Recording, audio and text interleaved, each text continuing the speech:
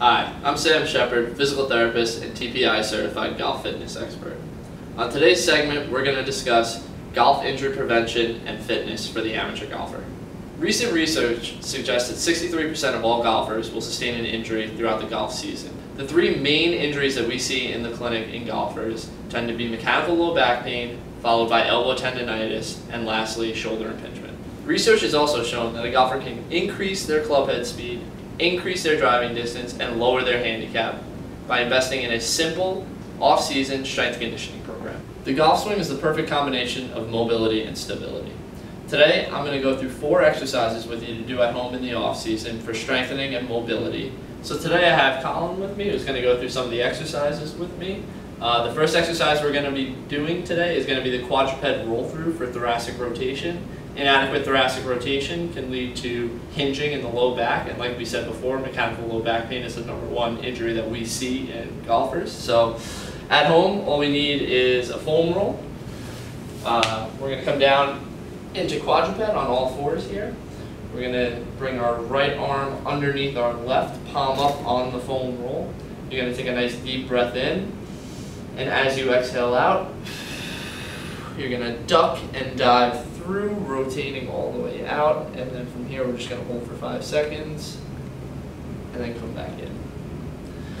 So I'm going to have Colin take a try at this. So let's have you come down onto hands and knees.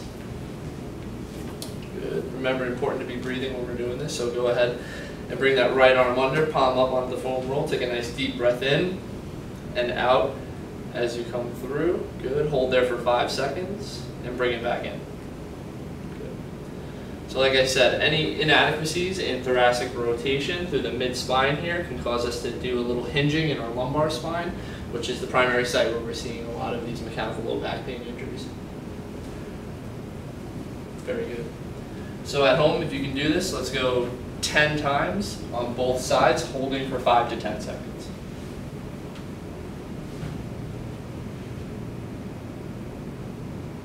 Very good.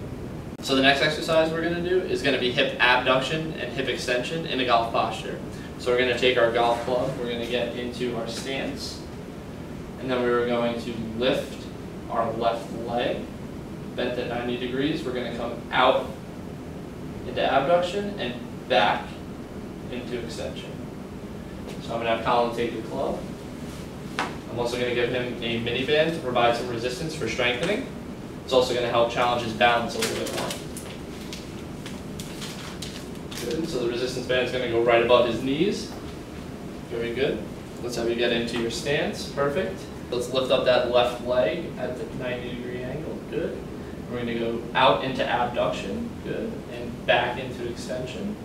So in this stance, we're getting a little concentric strengthening on the left side, as well as some isometric strengthening of his stance leg. The next exercise we're going to do is going to be a posterior lunge with a PNF lift. Today we're going to use a kettlebell. So we're going to start with the kettlebell at our right hip. Right leg is going to come back into a lunge, and then we're going to come up and across into a cross-body lift. So back and down, up and across. So I'm going to have Colin give that a shot. This exercise is great for rotational core strength, as well as glute strengthening. Good. As Colin comes down, his knee is not breaking the line of his toes, which is very good. Also at home, if you do not have a kettlebell, you can use a dumbbell if you have it handy. If you don't have a dumbbell, you can use a gallon of water. Good. The last exercise we're going to do today is going to be a row with external rotation in a half kneeling position. So we're going to come down into a half kneeling position. Important to note, leg out front is going to be opposite the arm that we're working. So we're going to take a TheraBand, anchored to support, arm's going to be out. We're going to row straight back at 90 degrees of shoulder flexion, and then we're going to externally rotate to the top. Hold for 3 seconds, and control it back in. So let's have you give that a shot, Colin. Remember, if we're working our right arm, left knee is going to be forward. Good. And remember, leg opposite the arm we are working is going to be out front. Very good. pulling back at 90 degrees and then externally rotating to the top. So this is going to be good for some periscapular strengthening through the thoracic spine and the scapula, as well as rotator cuff strengthening at end range external rotation.